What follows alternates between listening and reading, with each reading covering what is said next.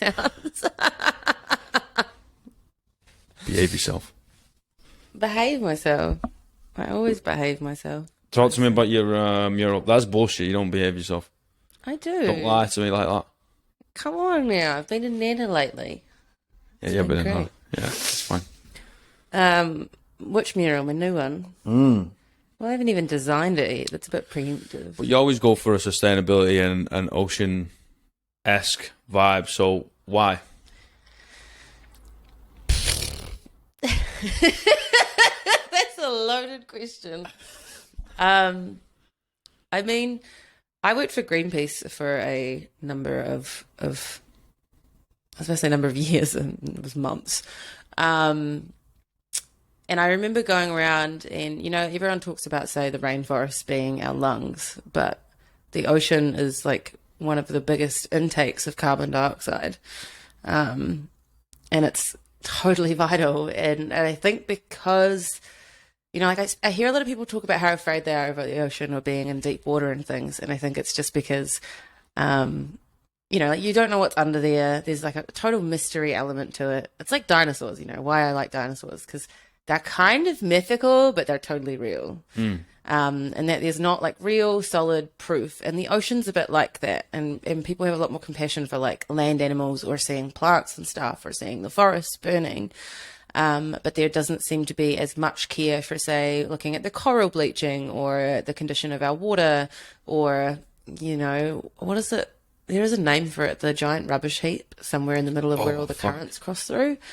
So I'm particularly passionate about speaking for the ocean because a lot of people just don't even really acknowledge it. And there's actually a lot of people in this world that are not, like in New Zealand, we're quite unique in that pretty much anywhere you live, you're still only like, probably 3 hours max from the ocean and the coast. So everyone in New Zealand usually has experience with water and the ocean, but there are many, many countries where they actually aren't bridging the ocean and they don't have that like constant awareness of how it's looking and going. And I regularly go for beach walks and stuff and find rubbish everywhere. And yeah, I don't know. Or even just the overfishing thing. And there's just so many things about the ocean that I feel like are neglected because it is so unknown. Like, what is it? 70% of the ocean hasn't been explored or something. I don't know the exact statistics. Don't quote me on it. But yeah, I've always been a sucker for the underdog, I guess. And the ocean's like the biggest fucking underdog on the earth because it's most about earth,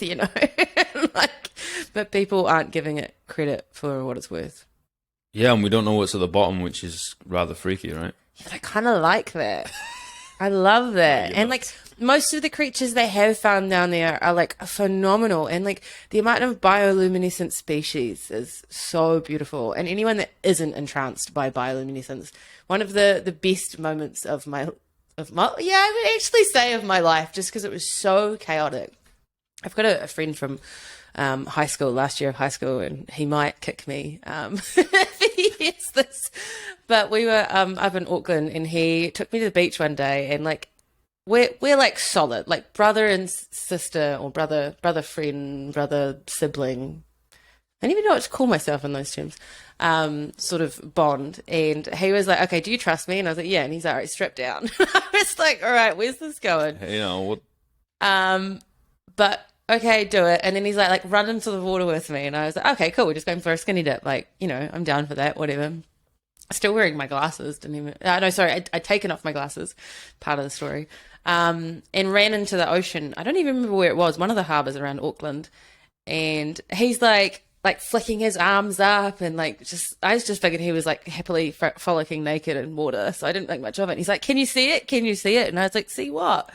And he's like, "Look in the ocean." And I was like looking, and I was like, "Water, woo." And it's like dark, 1 or 2 in the morning. We've both had a few cocktails. I was like, "Cool, water, yay." He had to run back and get my glasses because I am that bad with my sight that I couldn't see it. And when he came back and put the glasses on, the ocean was filled with bioluminescent, but because there wasn't much of it, my eyes were barely able to catch the refraction of the light. And then, yeah, it was delightful seeing something that's real, like a real fucking organic form that glows. And that was one of those moments of like, oh my God, the ocean is magic and wondrous. It was until a wave knocked me over and knocked my glasses into the ocean. You know, that was a little bit awkward. But the legend managed to find them. He dove under in like the rough currents of a beach and managed to find my glasses. And I lived to tell another day. So not all heroes wear capes. So that was like one of those things where I was like, how can people not, if not, yeah, like you can have a fear for something, yeah, but if you can't also have the awe and respect for how phenomenal it is. That's a really good point. I think you can fear something and also respect it at the same time. You know what I mean? Like a lot of time people disregard it or cast it out because it's like, oh, I'm scared of it. I don't know it. And I think they're really scared of the unknown. And I'll speak for myself. Totally. Like I was a swimmer, right? But if I swim in the ocean, I'm low-key shitting my pants. Really? Okay. Yeah. And like, I think it's just because I don't know what's at the bottom. Have you had any experience to justify that anxiety? No, none at all. Can you, next time you go in the ocean, right, approach it with a curiosity? Do you know, I think the most powerful way to deal with fears, as I've been working hard the last, well, actually most of this year, but really like the last kind of couple of years, and approaching things that I fear, making sure to do it with curiosity. Like, what is it about this that's given me fear, right? Is it the media coverage of what the ocean is? Is it the very minite? Minite? That's not a word. Finite? No. I know what word I'm thinking of. Minor? No. There is a word. Anyway, the very, very small percentage of, say, shark attacks that happen, which, again, I'd like to just acknowledge everybody. Shark attacks don't happen often. It's usually because you're coming into their area or disrupting their young, like, we don't need to go kill all the sharks.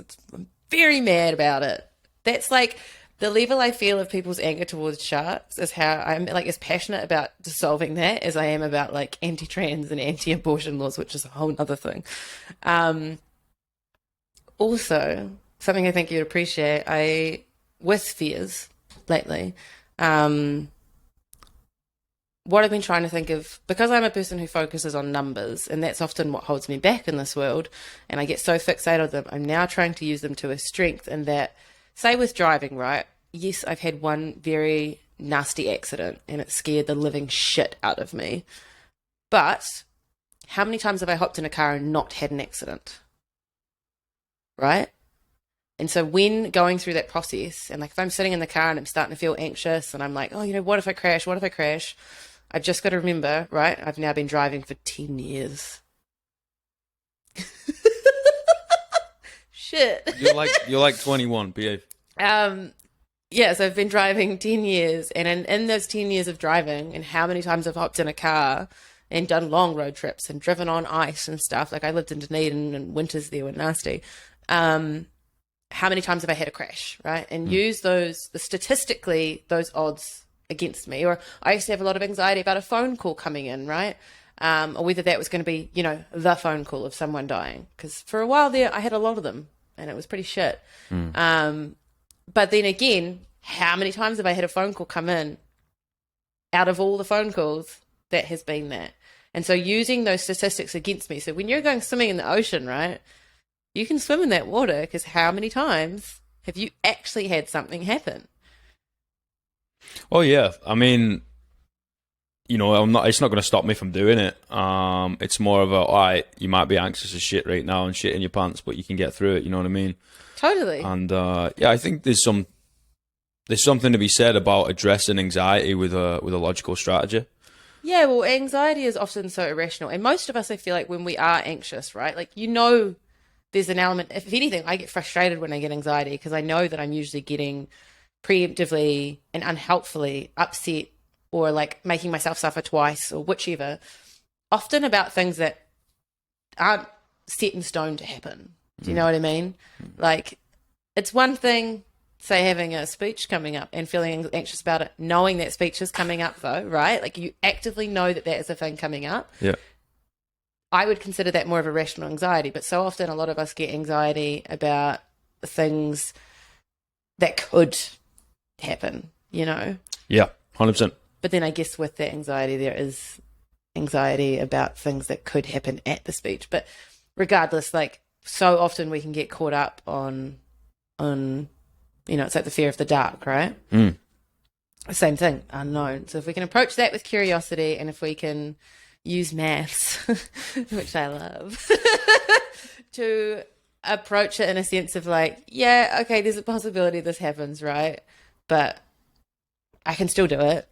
Or just think of it in the like, try and approach things like, yeah, there's a very high possibility that all the shit's going to go wrong. But if I sit here worrying about it, then yeah, I am making myself suffer twice. So if I just kind of approach it, and just go for it. Yeah, I've been trying to navigate more strategies just to dissolve the voice in the back of my head. What does that voice say? Heavy.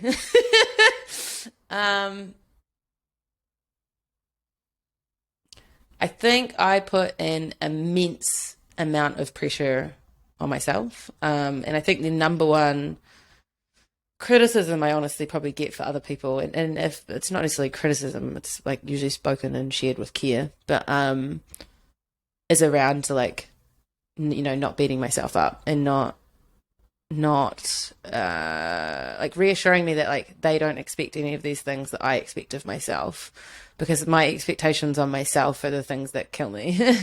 And like, I think as well, and I've spoken about this quite a bit, how one of the things I find most frustrating about myself is how often I catch myself frustrated or angry with other people, usually because I'm resenting them for allowing themselves permission to do something.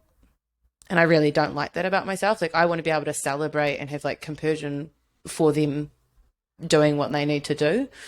But instead I quite often find myself like just angry and pissed off, being like, fuck you, like you're not paying attention to me. It's like, well, actually in that, what I'm really doing is getting angry at myself because I'm not paying attention to myself, and I'm not giving myself permission to exist, to take up space, to fuck up, to spend a whole day on the couch and do nothing. So I've been trying to find compassion for myself, because I think genuinely my greatest weakness in this life is that I don't value myself the way I value others.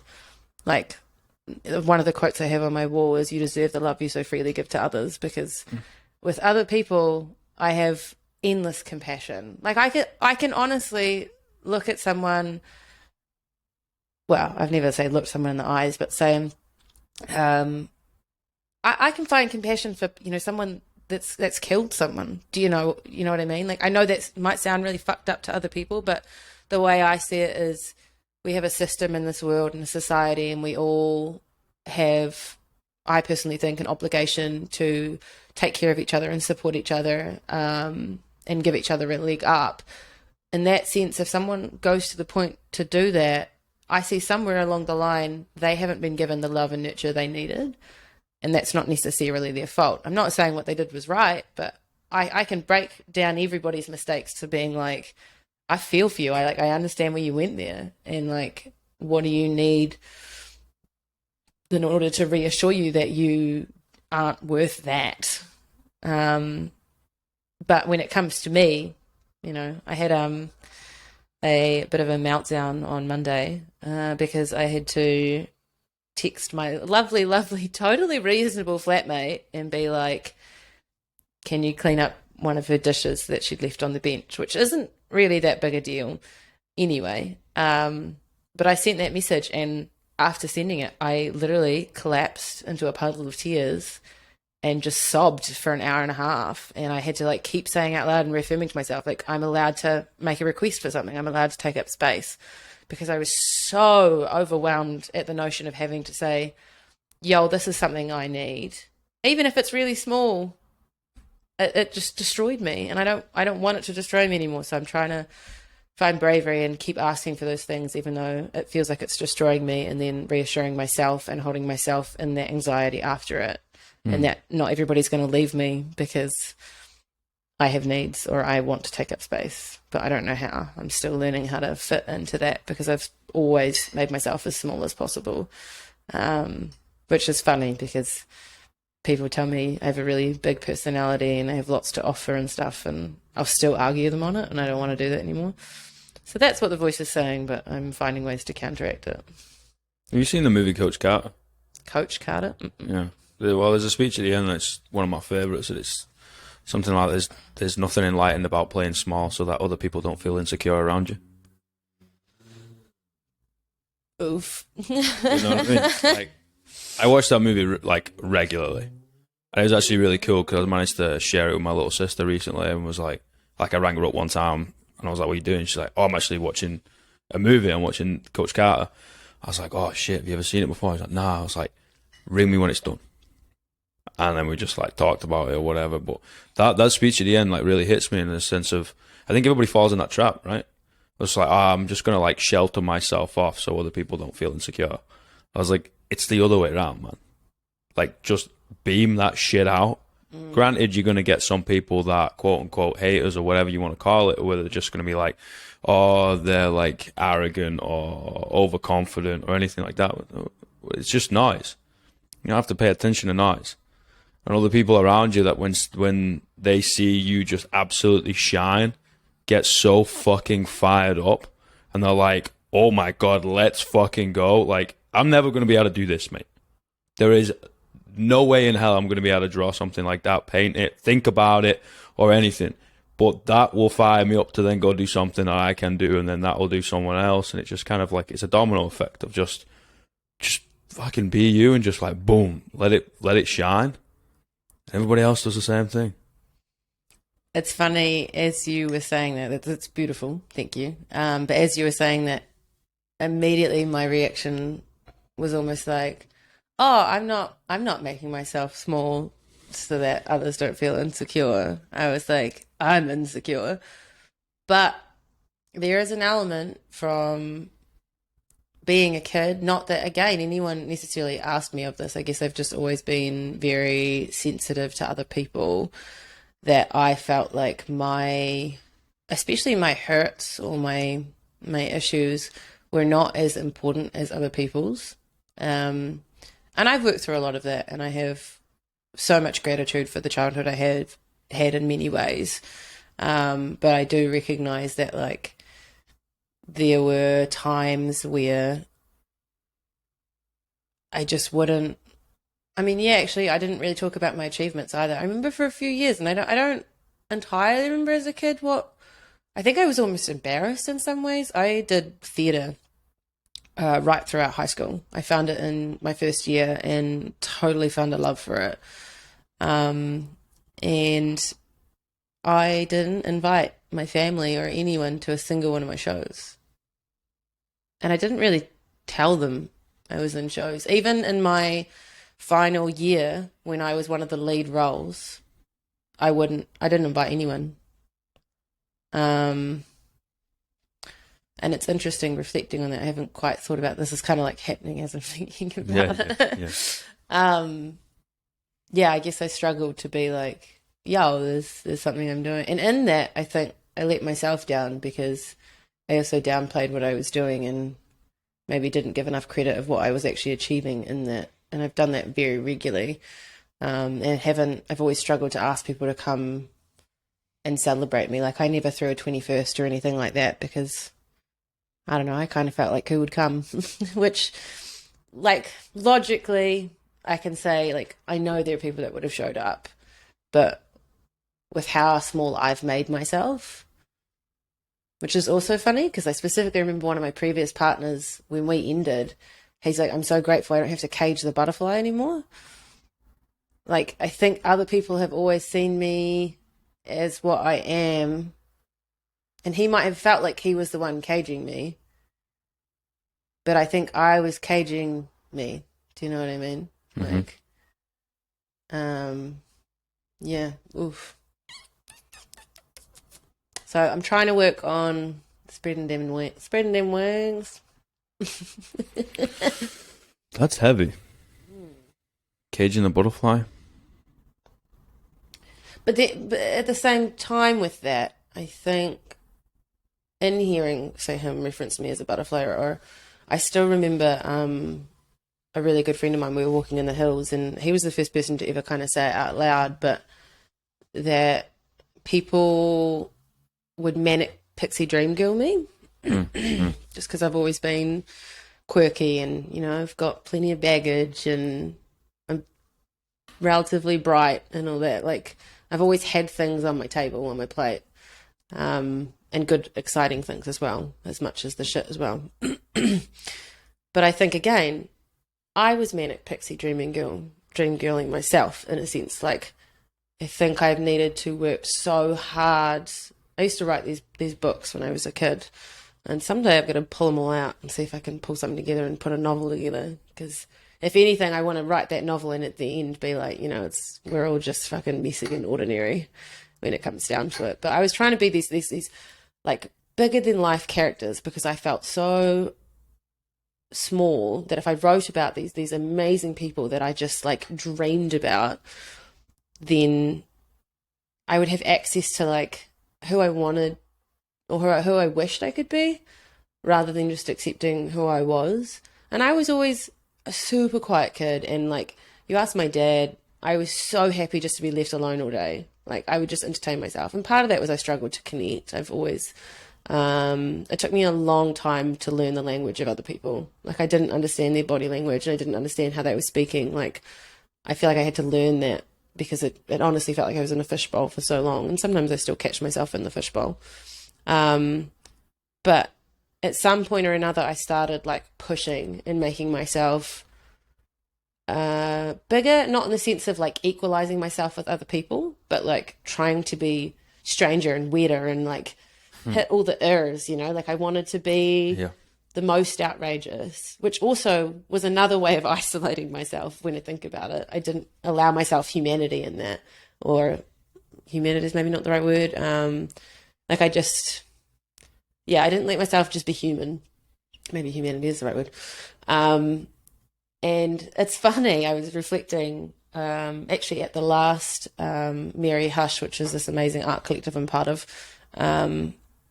One of the boys was saying to me, like, oh no, it might have been at New Year's, we were all dancing regardless, and I came in and I was dressed like totally chaotic and was in my energy, and I was dancing, and he pulled me up and he's like, you remember what you were like when we met you a year ago? Because, you know, that was our year anniversary of coming together. And I was thinking about that then, and like kind of how much louder I was.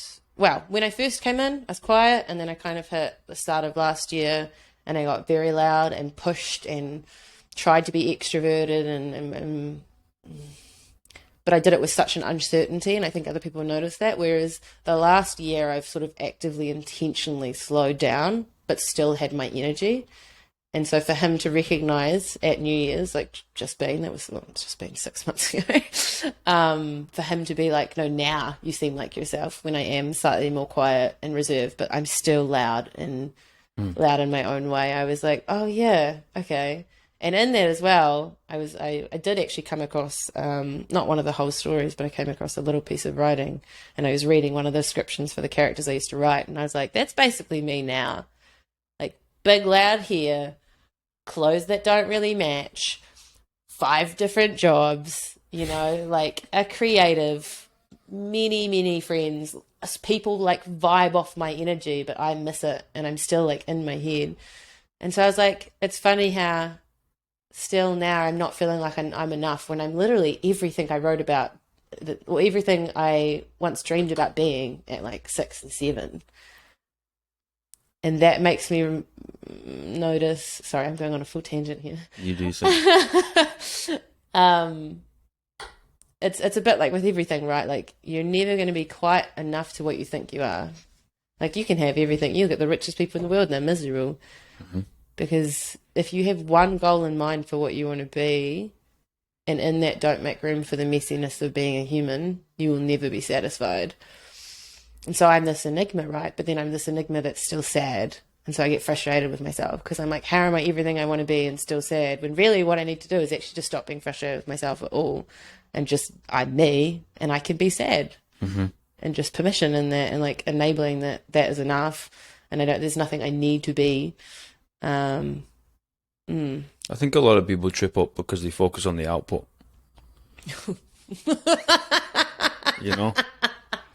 They're always like, oh, what's the outcome? Where do I want to be? What do I want to do? What do I want? And it's just like, it's got nothing to do with that, man. Like, if you keep moving, you're guaranteed to get somewhere. You might not be in a fucking materialistic, perfect, esoteric position, but guess what? If you keep moving your feet, you'll end up somewhere.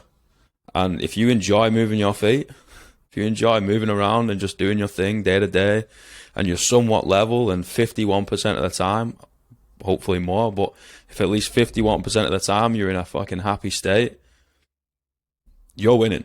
That's a W on the board. That's another day ticked off, and you're like, fantastic, let's keep going.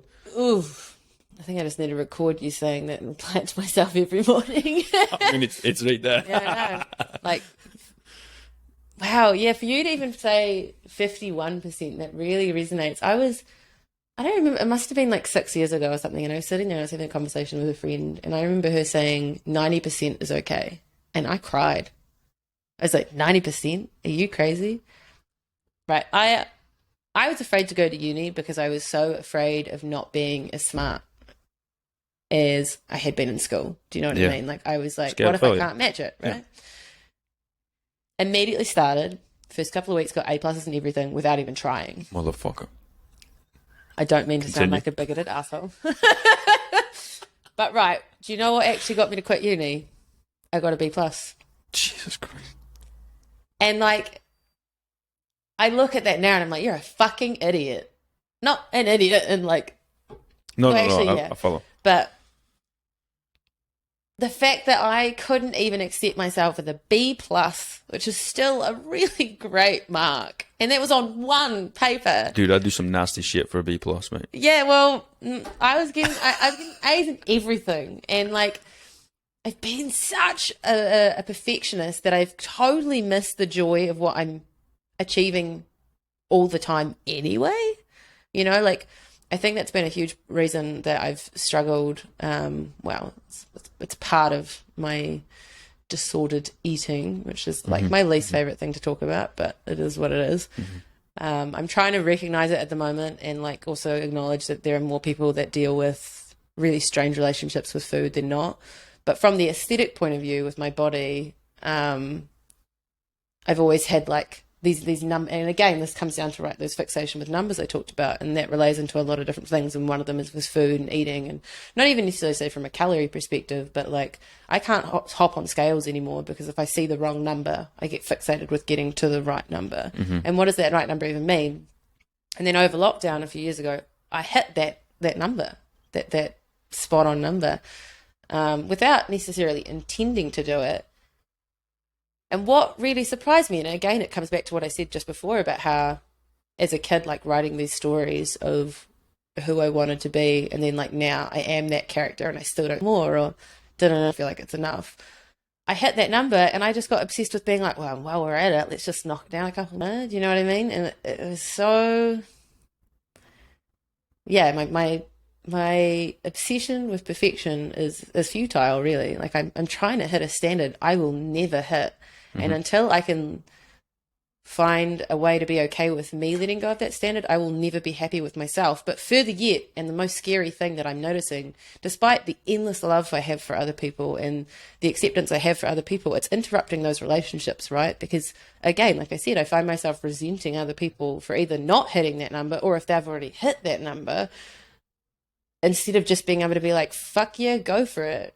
Or I see other people that don't fit my standard of what I need to be, and they might be the most wonderful person in the world, but I find myself focusing on the features about them that I'm insecure about. And I hate that. I never want to look at anyone and be like fixated on that. And so if I can let go of perfection in myself, not only can I give myself freedom, but I can genuinely, like, mate, it's going to be disgusting how much love people are going to get from me. Like, I'm already that person that's kind of overwhelming. I regularly send people like voice messages randomly, just being like, I just want to acknowledge everything beautiful about you. Usually when I'm on a high about myself. But if I don't have those lows on myself or that pressure on myself, Y'all are not ready for the amount of love in this heart, or like what I can pull off and achieve and gift the world. So you know how to do that, though, right? Yeah, well, we're working on it. You got to start giving it to yourself, man. Yeah, I'm taking baby steps, right? Like, and that's it. That's the 51%. You know, that's a win. A baby step forward is still a step forward. I'm gonna remember 51. 51's way nicer than 90. I did drop it down to 75 for a while. I was like, all right, 75% is okay. And I was going to actually get a tattoo of like a pie chart of like 3/4. Nice. Just to remind me. I would just be 51, thinking. 51. That's a totally reasonable goal. Yeah, man. Like at the end of the day, like life happens, you know. Sometimes it throws you a curveball. Sometimes you know you're not always going to have a good day, a good writing session, a good training session, drawing session, whatever you're doing, right? But if on average the curve is going up, the trend is going up, that's all that you need. You don't have to get there tomorrow. I see it I see it when people train all the time. Like, oh my God, like, motherfucker, you came in gym, you moved around, you moved the chest piece forward, go home. Come again tomorrow, move it again 1 square, go home. Oh, Alex, I needed that. It's 1 square, man. It's chess, not checkers. I mean, it's true though. Like, I give myself such a hard time for not growing, but I can look at where I was 2 weeks ago and see things that have already changed, and like in everything I do, and what, like singing, which was meant to be an act of love, to start getting a little bit of training because I've always loved to do it. And a few comments when I was younger stopped me, even though actually, if I actually narrow it down, let's say looking at numbers and statistics, I've had far more positive comments about my singing since I was a kid than I've ever had negative ones. But unfortunately, a couple of those negative ones came from really key people.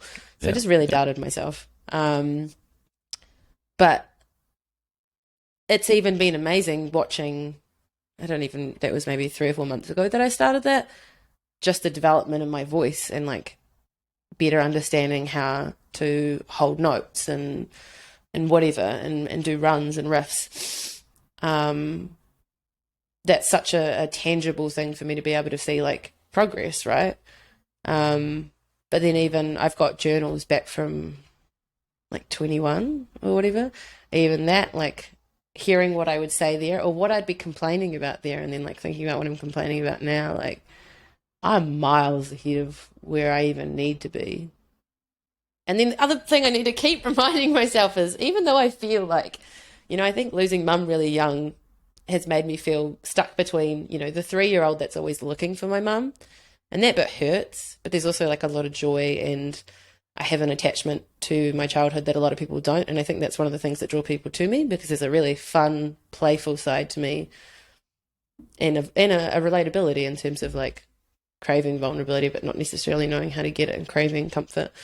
But then on the other hand, with losing mum really early, I feel like part of me just immediately flipped to a kind of like a cranky old 75-year-old, just like, you know, that person that's like sitting on their porch being like, don't fucking touch my lawn, you know, like a real anger there.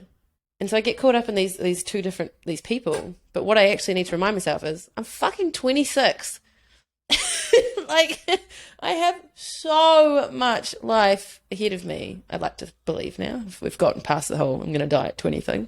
And I think that's all sometimes what we need to remind ourselves with, especially like, I think a lot of people currently kind of in their 20s that have been the generation that's grown up with social media as well, and seeing that pressure of how much we should have achieved by now, and like as well looking at our parents who most of them already were married and had kids and houses and whichever. The economy's changed a lot.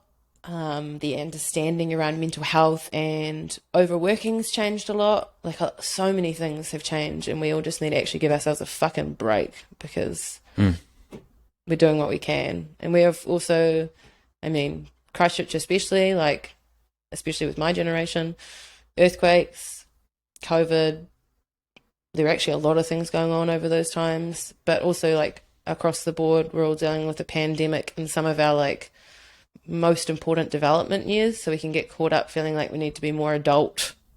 I say that. then we need to be, but we don't actually need to be that adult. Yeah.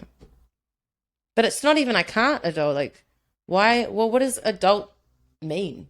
I think it's expectation, man. You know, you need to reach this at a certain time, and if you don't, there's something wrong with you, or you messed up along the line. And I think expectation is the one of the worst things you can have for yourself and other people.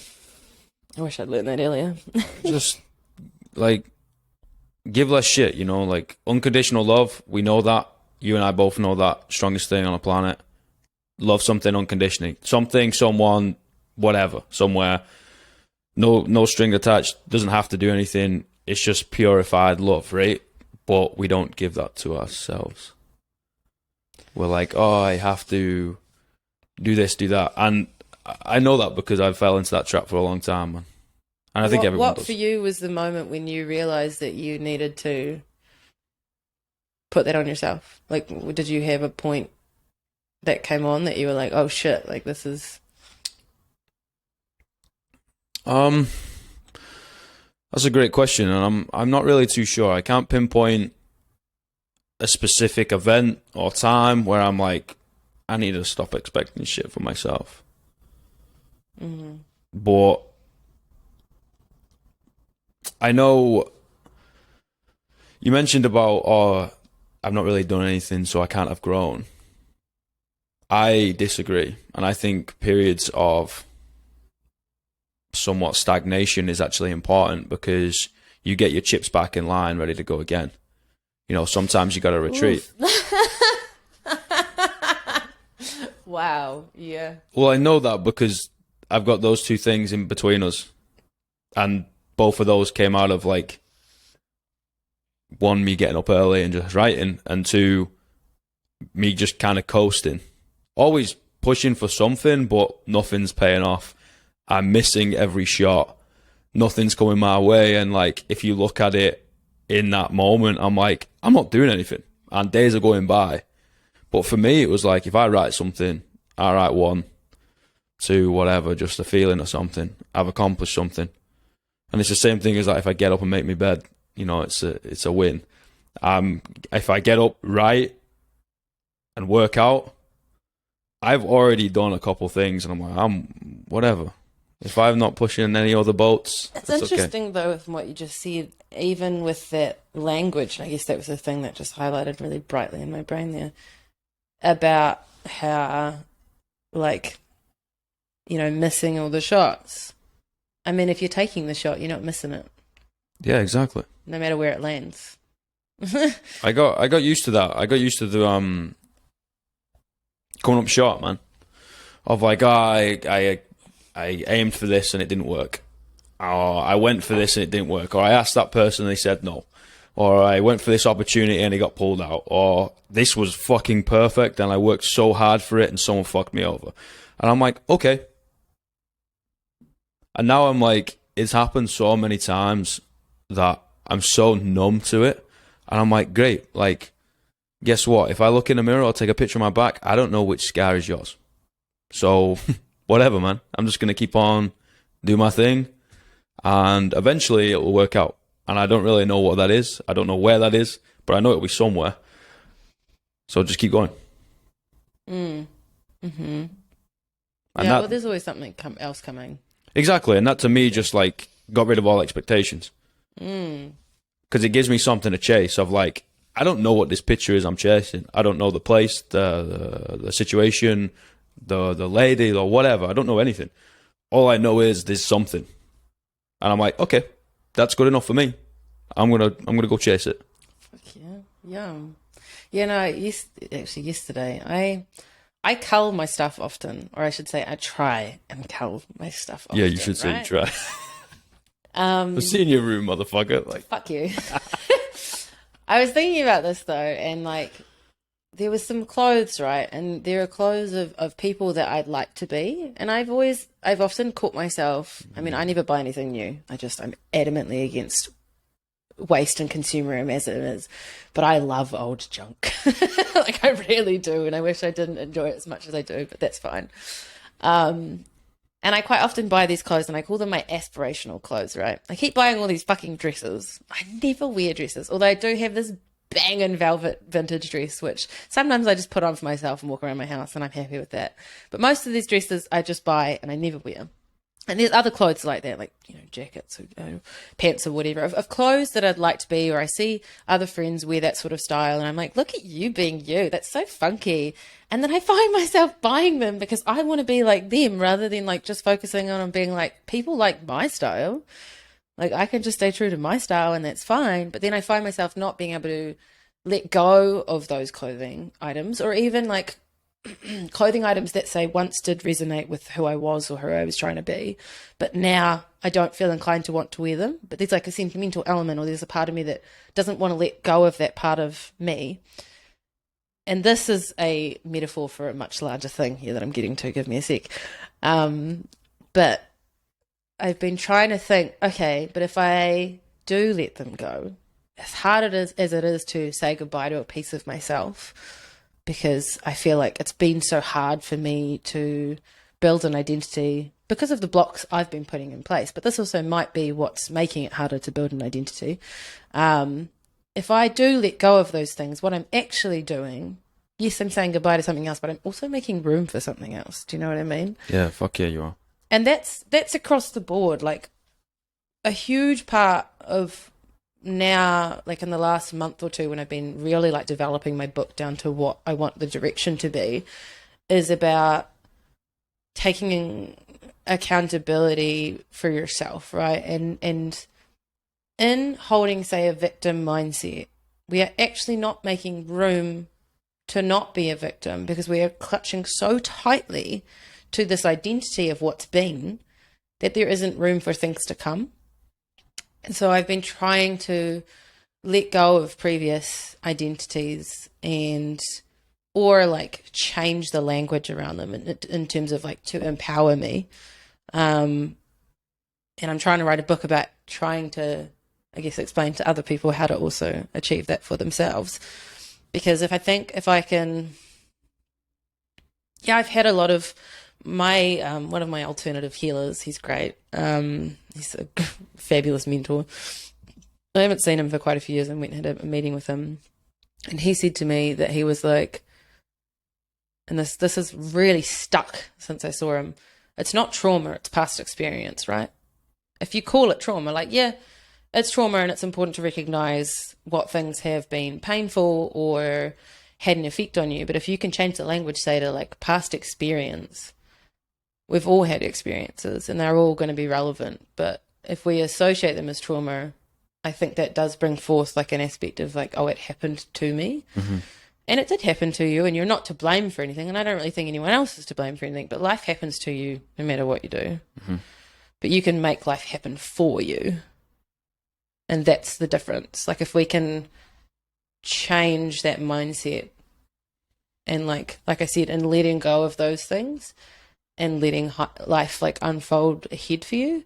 And then as well, like bringing into it, like say with the thing I've come up about in terms of using statistics to my advantage, going forth in the future and recognizing, yes, I have some triggers, I have some fears, I have worries, these things will repeat or come back up, but like also trusting like how often those things have happened, and not that I believe we manifest the bad things that happen to us, but if we believe bad things happen to us all the time, we're going to see all the bad things that happen to us. We're going to remember the shit things, right? Yeah, 100%.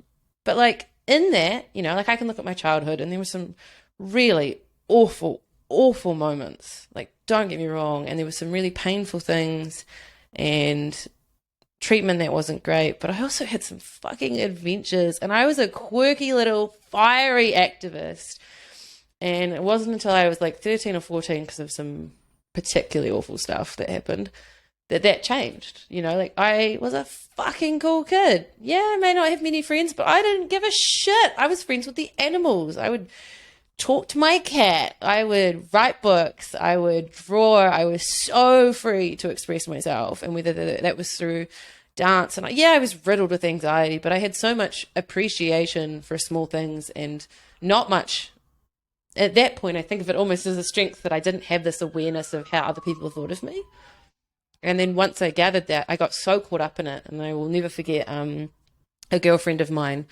Not I don't have any qualms with my first partner, but I remember when I caught up with her and I was kind of describing our relationship, and he taught me a lot, but she was kind of like, oh, I'm really surprised to hear that you're in a relationship like this where you're not navigating, but carrying yourself a certain way or whatever. She's like, I always saw you as like, you know, one way and like on fire and would speak your truth and not put up with shit.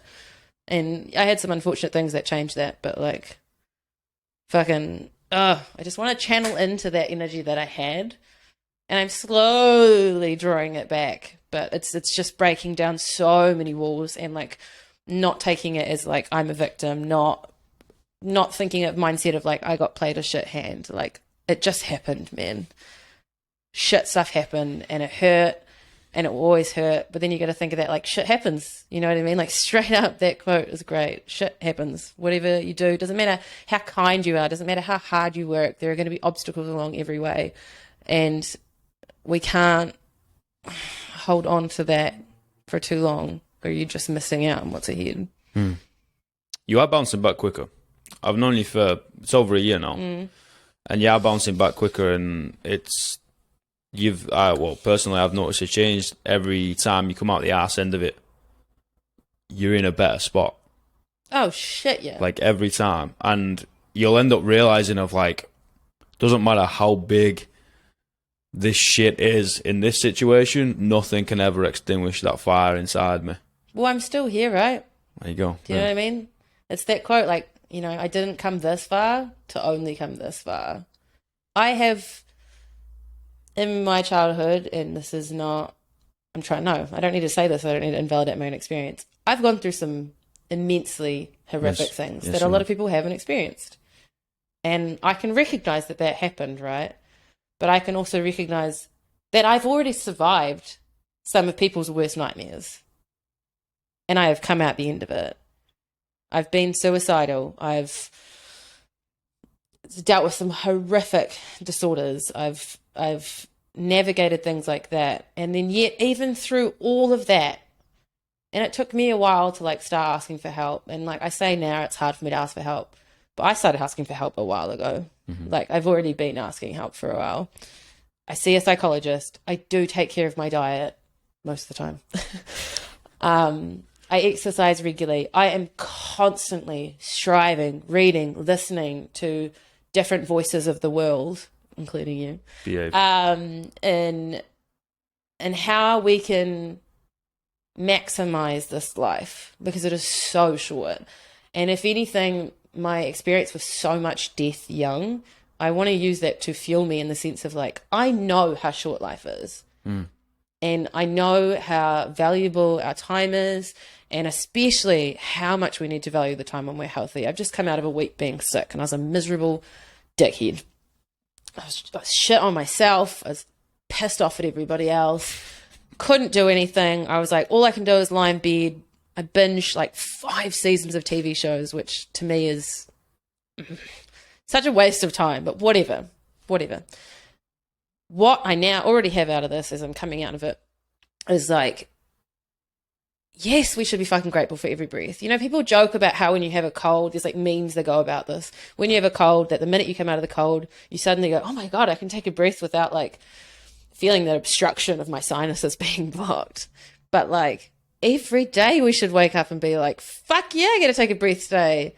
Fuck yeah, I get to do the dishes. Fuck yeah, I have a roof over my head if I'm lucky enough. You know, like there are so many little things that we do not take. Well, we take for granted. We don't acknowledge as being phenomenal. Like, if you want to take it back to how generations lived years ago, like we have power, we have hot water, we're not in the fucking US. Like, I am so disgusted about these anti-abortion laws that are coming out. I cannot believe that in the current world we're in, that in one of the biggest Western countries, that they're saying that they have to be able to dictate the rights over a female's body. And I already resent being in a female body, which I'm also trying to work on that relationship, whatever it is, what it is. I can identify as a dinosaur all I like and take that freedom how I will. But yeah, there's so much to be grateful for, and I just need to remind myself of that. And like as well, even just being grateful for waking up each morning, right? That we let ourselves wake up each morning and that we keep waking up each morning. Even we go to bed and we have the shit of sleep, we had arguments with loved ones, whatever, and we still get to wake up. You just got to keep going on with it, because also, even if you're in the thick of it right now, if you're in the tormented ball of bullshit of your mental health, I can guarantee you, if you find a way to keep, even if you can't get out of bed, if you find a way to just keep waking up, going to sleep, waking up, going to sleep, it will come around again at some point. Oh yeah, man. Those peaks come back, man. Troughs can't happen for forever. They always do, and it is. It's a. I'm just finished designing my metamorphosis tattoo and figuring out where I'm putting it, which is the cycle of a butterfly, but in my own style. So yet to come, you'll see. But in there, we are all going through metamorphosis, right? And yeah, if you are in the thick of a depression and you feel like there's no way out and you want to quit, you're going to quit before your wings come out, because those wings are going to come out. I don't know a single person, and I'm not saying you need to be a big hero after coming out of depression. There's no expectation. You don't need to become an enigma. You don't need to make a story out of it. You don't need to share it with everybody. You owe nobody nothing. But I don't know a single person that hasn't come out of depression, hasn't come out of suicidal spots, and you might get caught up in them again, no doubt. I still do. Mm-hmm. But I don't know a single person that hasn't come out with gratitude, more power, more drive, because it is with that rain that you can actually appreciate the sun. Yeah, and don't you think you can see the world in a different lens? I think it's you start to see things in a completely different dimension, and Totally. you're like, you can flick through them all. It's like you have like so many different pairs of glasses. You're like, all right, I'm gonna look at it in this way and this way and this way. That's a fucking superpower, man. Mm-hmm. And if you can just hold the fuck on, just do whatever you gotta do to just hold on. Like, because the tide comes in and out twice a day, man. You know what I mean? It's going to happen. The sun rises and the sun sets. It's going to happen. It's going to rise again. You know, it will fucking come back. It might take 2 fucking years. It might take 20 minutes. Or it might be a long goddamn time or somewhere in between. But it will come back. And if you can just hold the fuck on, life is beautiful, man. Like, because you can just, whoa, the way the flag kind of ripples or the leaves fall, or you appreciate people a lot more and you appreciate yourself a hell of a lot more. I was like, I honestly, if I could give everybody a gift, it's rock bottom. It would just have an asterisk saying they also come back. Right? I don't want to throw people down there like, I ain't going to come back, obviously, but if you can get down there and fucking stand back up, holy shit, that's a dangerous human being, man. Like that, you can also appreciate everything. I think you got so much more love, and it goes back to that unconditional love. You're like, I just love things, man. Like, humans do have a unwavering amount of determination in the will to live, whether we want to or not. Like, even in the times where I felt most suicidal, it's been surprising how much in my body there's still sometimes fight. You know what I mean? Fuck yeah. You don't want to die. No matter what. You don't want to die. One thing I regularly have conversations with people about, and I keep trying to think about this, and I've had like arguments about it, and also like different conversations surrounding it, is that idea of like, you know, and I think about what you say with 51% of the time being good, right? If 49% of the time is that frustration, the exhaustion, the grumpy, the angry, the maybe not so pleasant emotions, it's the grind, it's the hustle, it's the I can't be fucked doing this anymore. So often I've kind of had arguments with people, and I've even, you know, I said to my psych, because I came out of a manic state and I'd never experienced such like a lull other than on antidepressants, of just feeling a lot of frustration and grumpiness. Like, I didn't realize that was a normal part of human existence, to just get a bit irate, and not like angry or down, but just kind of like slightly irked, like, oh, fucking, are you kidding me? Agitated. Yeah. Yeah. And I was like, oh, you know, why do people even want to live if this is what it feels like, if they're not experiencing this euphoria all the time? Because the euphoria is what I was holding on for. That's what my teeth, my fingernails and my teeth were grasping onto. Now I've kind of gotten used to a slightly more level-headed me. It's definitely been an adjustment. And I finally realized, it used to be, my argument used to be like, why the fuck would anybody live just for those very, very small moments of belly laughter and that sort of thing? And I'm like, no, that's exactly what we live for. You could have 80% of your week that's a piece of shit, right? And like the worst week of your life. Or I remember, losing one of my foster mums, which is one of the hardest things I've been through. We were all pretty fucking shattered. And then her dog was just being really cheeky. And she came up and she was just like licking everybody. And then finally it all cracked and we all laughed. Do you know what I mean? And that moment was just like, I can't even put words on it. How that moment managed to counteract an entire experience of sorrow. And that can literally be what it could be. You can have a whole year that's terrible and then have one day that's just enough to remind you why you're here or why you want to be here, which is why we also need to be so kind and compassionate and considerate of others and ourselves, because you literally don't know. Like it can literally be the smallest thing between life and death. If someone's having a really shit time or just even a shit day, it doesn't have to be the extremes of all of it.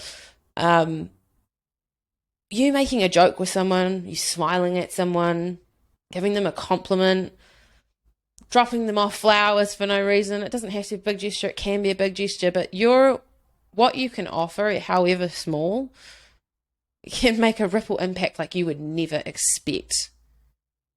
Like, ever. And I think I'm finally starting to realize that, yes, I have always had a ripple impact, and I need to celebrate that and focus on that and not think about what a lot of the time I feel like I can't bring, but actually focus on what I bring most of the time. And what everybody's always reassuring me and telling me, like, Liv, stop being so hard on yourself. You are bringing this shit.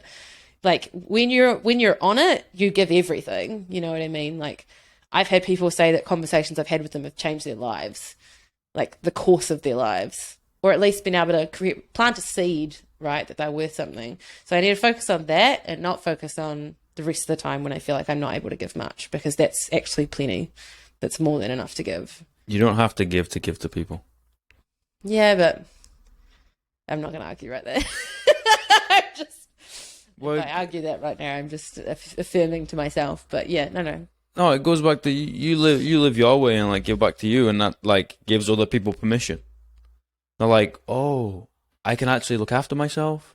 Yeah, well, it's like what I just said though, in that if I can start giving myself permission to do those things, that's actually me giving other people the permission to do them, because I won't have any resentment towards other people, and I will be able to celebrate them giving anything to themselves or achieving anything, which will then propel them to achieve more and then spread that on.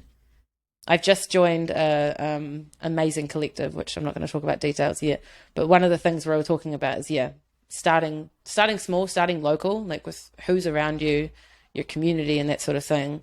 How we create global impact is by literally spreading like a mycelium network across the world, kindness. People have the power, man. Like just being conscious. That's definitely how I believe. But I think people have the power. I think we lack accountability of the sense of, oh, it's this person's problem because they've got to put a bill in or pass this whatever. It's like, no, man. No one's got any power over you.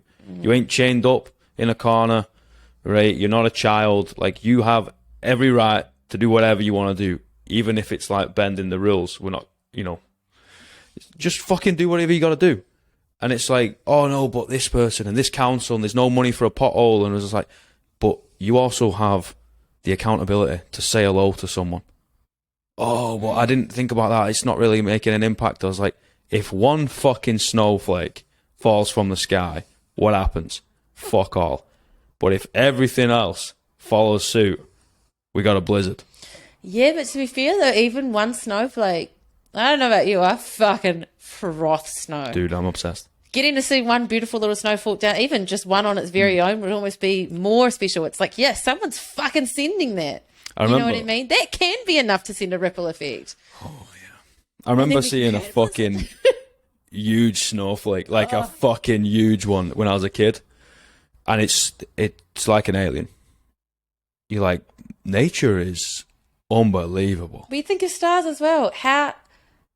I'm just thinking of this is, I love analogies, Alex. Thank you.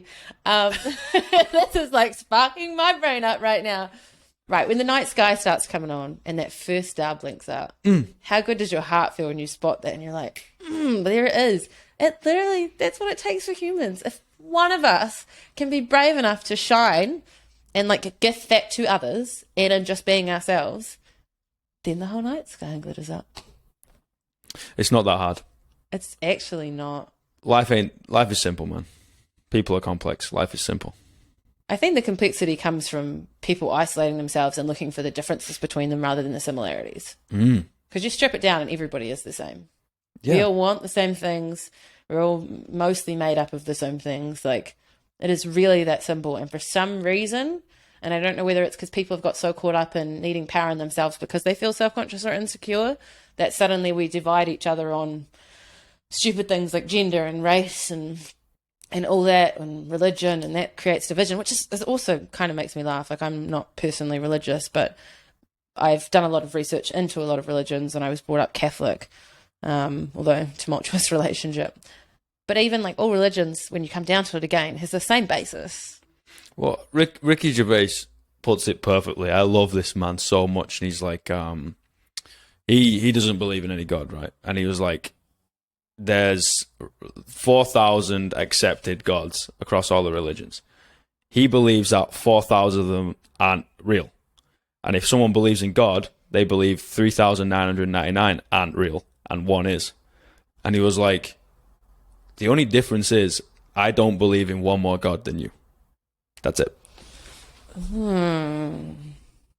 yeah, I don't have a problem with people believing in gods as long as they don't berate other people for not believing in that God with them. Yeah, I mean, I think you have a right to do whatever the fuck you want to do. Whatever is enough to give you hope, lean into it. Because we all need hope. Especially, it's a strange world at the moment. There's a lot of garbage going down. Our climate is suffering. I think socially, in many ways, we're actually taking steps back as much as equality is coming through. So whatever gives you faith and makes you kinder, lean into it. Yeah, and I think there's some real beauty in amalgamating all these teachings from everything. You know, it's just like, hey, let's just have an open conversation and learn from something. I don't need to believe in Jesus or Allah or anything like that to take some piece of wisdom from their religion. Like, that doesn't make any sense. It's like, no, you have to be 100% or nothing. I was like, that's not life. Life is this weird kind of amalgamation of everything in the middle. I was like, well, why can't we have this open conversation of like, oh, that's actually a really cool idea. You know, I'm going to take that from the Mormon community, right? And I'm going to apply it to my esport team. You know, something random. It's like, why can't we just fucking learn from one another? We have to be so, you know, set. We all play with a one-sided coin. You know, we put ourselves in this box. Well, guess what? The box doesn't have a lid. Step up and step out. I think because we're still getting caught in this right and wrong attitude. Like, we're also threatened, I think our identity and our egos get threatened far too much. You know what I mean? Yeah, like, 100%. and that, especially if you've been brought up a certain way and that's what you've believed and lived your life by, your whole life, right? If someone argues against that, I don't think it's necessarily that you're defending your religion or your family or anything like that, but you're having to defend your entire life you've lived. Do you know what I mean? There's an element of like, well, you're not having to defend it because there's actually nothing to defend, but like, you might have done a series of behaviors that when someone brings another idea to you, changes how you view that, though, if those behaviors were okay or considerate or whatever it is. And that's a really hard thing to swallow. Like, I think the hardest thing about becoming a conscious human, and I've definitely experienced it in the last year and even the last few months, more so feeling how much discomfort when I recognize how cruel I've been to myself. But also where I recognize I've blamed or been angry at other people rather than take accountability for my actions or my part in that or my lack of communication or whatever. It's really uncomfortable to sit there and be like, yeah, I fucked up. It's not a nice feeling to be like, yeah, I made mistakes. but that's again where that compassion can be used to be like, yeah, I made mistakes, but now I can grow. You know, we're not our first thought, we're our second. Your first thought might come through, be a dickhead comment, but your second thought, you have the control over how to change that or how to action that. And if we can focus on that, then I think we can let go of the past, whatever we've done. And we need to be able to also grant other people I hear people talk about, oh my God, I can't believe you gave someone a second chance. We're human. And if you can't grant someone else a second chance, you'll never give yourself a second chance. Do you know what I mean? Like, you're going to be stuck on that first thing you did. And so if we can all just be a little bit more considerate and lenient for the fact that we make mistakes, and that's a part of learning. And how beautiful is it if someone does reapproach you and goes, yo, I want to try for a second chance. I think that says 20 times more about their character than if they don't. Yeah, I agree. agree. They might fuck it up again, sure. And then if you want, you can call it or whatever. But like, life is a constant state of learning, and I will always make space and have love for the people that want to learn. Yeah, man, I think we keep those shackles on ourselves, you know, and, if we'd have met 3 years ago, we wouldn't have been mates. You reckon? 100%. What, from which end? Like, because I don't want to say I was an asshole, but also there was so much hurt and anger still inside of me where it was like, I hadn't have processed it, so it came out in different ways. So it came out in a lot of frustration and... You wouldn't have been able to handle my teasing. No, I can always talk shit, and chat shit and take a joke or whatever, but... No, I don't rationalize the dude that came to the country, which actually makes it really, I think is going to make really interesting conversations with me mum. But even, I mean, you just said before how much you've watched me grow in the time that we've known each other, because that's been a year and a half now. I'd say so, yeah. I've done the same with you, like the amount both of us have taken steps and pushed, and even like, the week or two that I was working on this, the conversations we were having on the floor as I was working on it, and obviously you were feeling pretty snowed under, and just my experience in working my way through this mural, because this mural is a little bit different than a lot of the ones I have done as of late. Like, you and I are constantly striving for growth, always. But you know what? That's why we are friends now. yeah. Well, you know what we are is a lot more acceptance of ourselves. Yes. And I know that because as soon as we start feeling something, the other one knows about it. Oh, yeah. It's not like, oh, no, fuck, I'm feeling this again, blah, blah, blah. You beat yourself up for 2 weeks and then you open up. It's like, hey, this is kind of the weird situation I'm in. I'm all right. Contact me in like 2 days or something, or let's go get a coffee, or I'm going to go down a Wanaka, or whatever it is. It's just like, okay, I've got this set of cards again. Okay, no worries. I got my steps. I'll figure it out. Yeah, I think I've only just learnt. Well, not just learnt. I've been learning over the last few years, but really kicked in the last few weeks. It's like,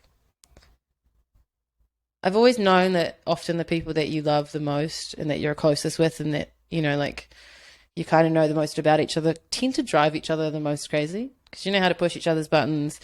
Yeah, you kind of spend too much time together. You get right into each other's like niggly, uncomfy spots, right? And you really can piss each other off. Love and hate is the same thing, man. Totally. But in there, have I lost my point? No. Come on. Oh, there can still, be so much love and appreciation. And I've always, the minute I've come up with confrontation or friction with someone, typically in my past I've run. And like, you can look at it in the cycles of, school for me as well, which is already kind of a tumultuous time. But kind of every year I sort of had a different cycle of friends. And I created this narrative like that all left me or abandoned me or whatever. But actually I'd just fucking run from each group. Go on to a fresh one. It's easier to deal with a fresh group of people than to have people know you that little bit deeper. And now I've realized that the people that you care about, they can piss you off. And like, you can tell them you're a bit pissed off at them and then get over it and then just go back to normal, which is what I'm trying to do now. Or you can sit there and fester on it and not express that something rather or another has frustrated you and then actually destroy the relationship in that sense, or you can just fucking run from it.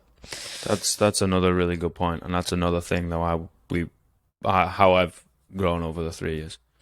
Like, I've fucking burnt so many bridges, man. Yeah. I'd be like, you know what? Here's a hand grenade, and I've taken the pin.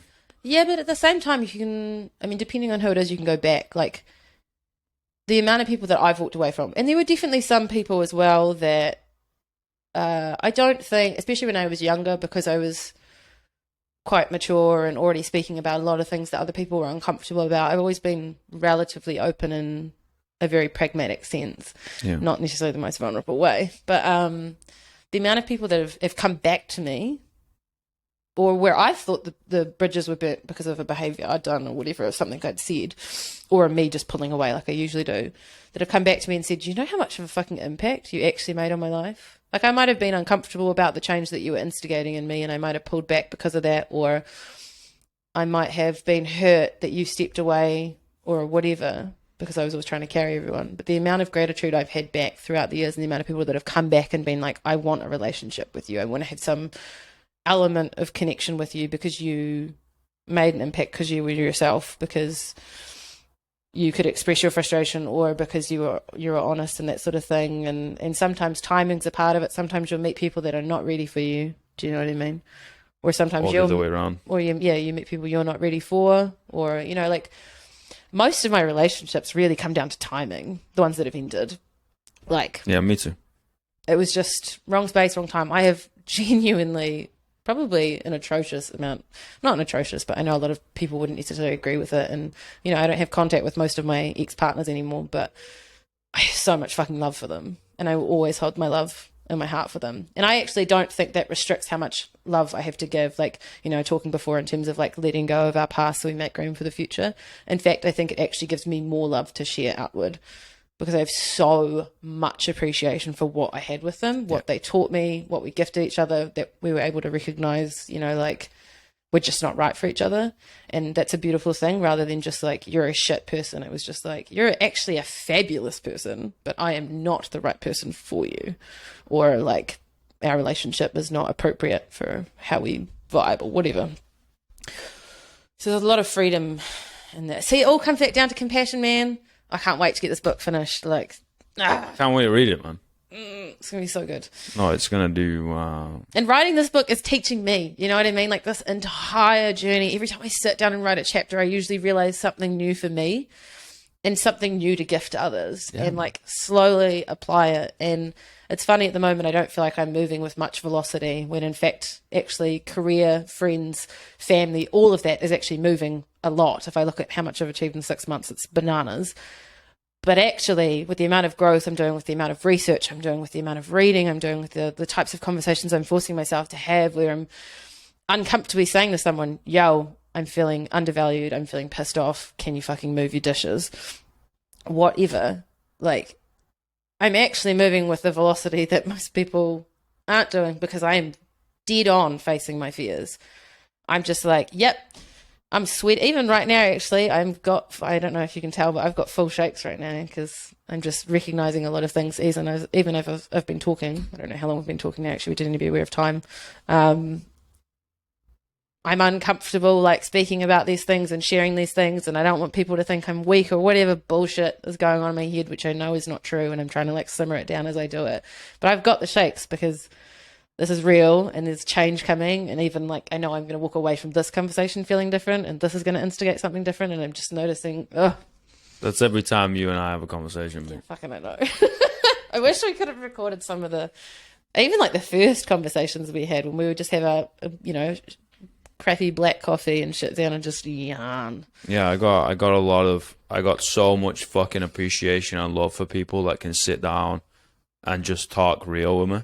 You know what I mean? I'm like, you don't understand, man. Like, that means the world to me. Or from coincidence, eh? Or from Instagram message. Yeah. I still haven't even done a mirror of one of your poems yet, so that's still to come. Look what's on the wall, man. Yeah, I know. All right, I think I'll have to ask you the 3 questions. The 3 questions. I didn't get these last time because we got cut off. So what do we got? Holy shit! Yeah, I didn't. It's not weird question. Y'all missed out on that last podcast, man. There was a solid probably 50 minutes of footage that we lost there. No, and then there was like half an hour beforehand that we was just laughing and crying and fucking. Yeah, that's us usually. No, talking sorry, shit. 3 questions. Give it to I nearly me. cried like 3 times in this conversation. But anyway, like, number one, what's the greatest piece of life advice you've ever received? Oof.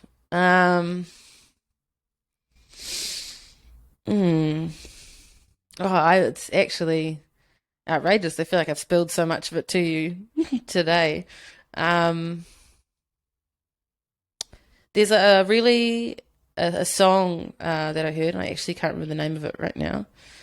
No, Surprise Yourself by Jack Garrett, I believe. And that song just so happened to arrive in my life. And I've got a lot of advice from people, but this is just what's present on my mind right now, because I'm sure you're going to ask me these questions again at some point, and I can just feed off more advice. But oh no, that's not even the lyric I'm thinking of is in that song. That's a great song. Surprise Yourself. Go listen to it. No, it's a John Bellion song, I believe. And there's a lyric in it that's Walk Toward Love. Oh, god damn. Walk Towards Love. And actually, the most prevalent piece of advice, which my psychologist just gave me recently, and I'm actually turning into a graphic and turning into a series, which is really poignant for me, is shame grows in the dark. And I don't want to be ashamed anymore of anything. I don't want to be ashamed of my pain. I don't want to be ashamed of the love I have to give. I don't want to be ashamed of my decisions. I don't want to be ashamed of my body. Like, I want to be able to talk about those things and acknowledge them and be like, I'm here and I'm allowed to take up space and I'm allowed to breathe and I'm allowed to be human just as much as everyone else, even if I'm a dinosaur. Fuck yeah. Yeah. Sorry, that was like 3 pieces of advice. Fuck me, man. I need a good cry. Like, no, don't. You start. I'll start. I've already been crying more in like the last year than I have in the last month. welcome to the crying podcast. What's the worst piece of life advice you ever received? Oh. I don't know if it's a piece of advice I've received so much as like, You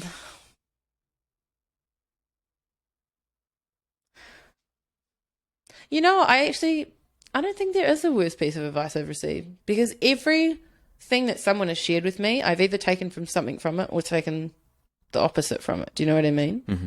Like, I've always been a person that whatever I hear, I consider.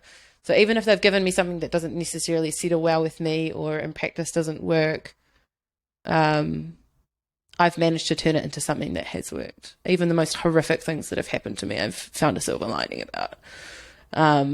And if people are trying to give me advice, I think it's usually with best intentions. But at the same time, what I would say to that is sometimes what we don't actually need is advice. Sometimes we just need someone to say, I see you. You know what I mean?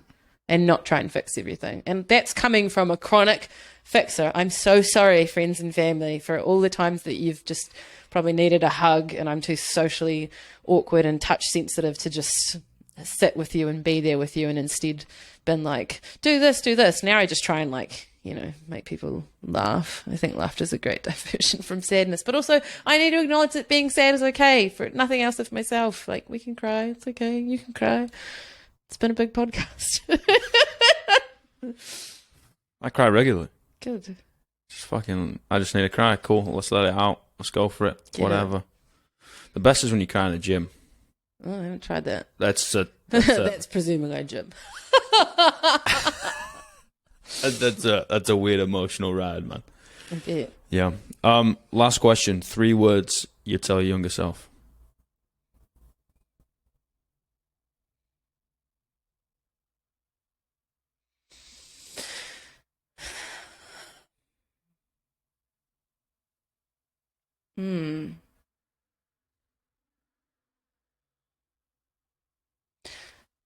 As I say, you got this, but it's you already have this. Which is 5 words, but like, I think I had this figured out from the get-go. I needed to keep dispelling the fact that like, I struggled. I haven't struggled the same way other people have. You know what I mean? Like, I've been gifted with a conscience that sometimes torments me, but not everybody gets that. And so even from the very start, like, no matter what happened to me, it was always still approaching everybody with love. And I was born with an abundance of love to give and an abundance of presence. And if nothing else, I always got to bring people joy. So, like, you're already there. You're already everything. You're already everything. That's 3 words, right? Yeah. You're already everything. Yeah. Yeah. That's beautiful, man. Well, people love you. Thanks. Including me. I know. I'm number 1 on the list. Number one. Fuck everybody else. I love you the most. I feel like there are people that might actually argue with that, but I'll take that. I need to, like, feed into that and be like, yeah, I'm well loved. I'll argue the toss, don't worry. Right. Olly Kade. Yeah, get it. If you want any murals, any graphics, watercolors, fucking, if you need a model. hey now. And keep an eye out for my book. You can reach me at OK_creates on Instagram. Olly Kade creates on Facebook. Pretty easy. There's going to be a link anyway. It's okay. Always down to help. I'm sure I will be back on this podcast soon enough. We talk too much shit. No more fucking 20-minute podcasts, eh? Oh, fuck. Too much technical difficulties, man. But it's been a joy to be back here again. And, you know, I just woke up, had a real fucking weird dream, and then bite here. So it's been nice to let fresh off the brain what's coming out without overthinking it, and to sit in front of this mural again and remind myself I'm a badass and I painted this shit, just in case you missed that. That motherfucker did that motherfucking thing. Yeah. And it's pretty fucking cool.